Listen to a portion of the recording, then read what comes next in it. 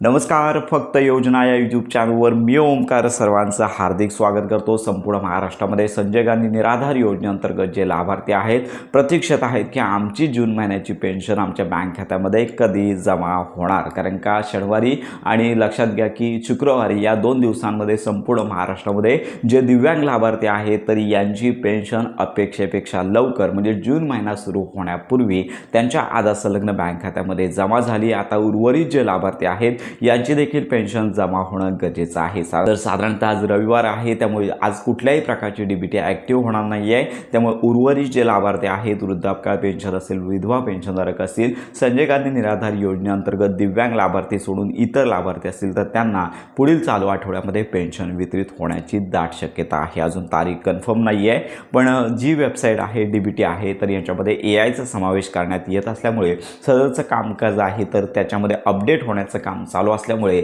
इतर लाभार्थ्यांना देखील चालू आठवड्यामध्ये लवकर पेन्शन वितरित करण्याची तयारी सुरू असल्याची माहिती समोर येत आहे. पण आपण निश्चित अशी पेन्शन वितरणाची तारीख सांगू शकत नाही आहे.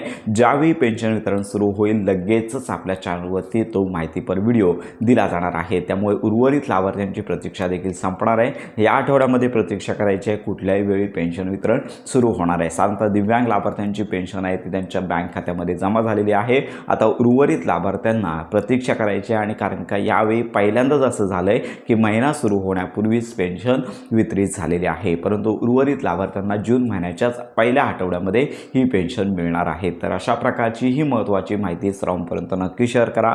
तुमच्या काय शंका असतील तर व्हिडिओच्या कमेंटमध्ये नक्की कळवा. योजनांसंदर्भात खात्रीशीर माहितीसाठी आपल्या फक्त योजना या यूट्यूब चॅनलच्या कनेक्टमध्ये राहा.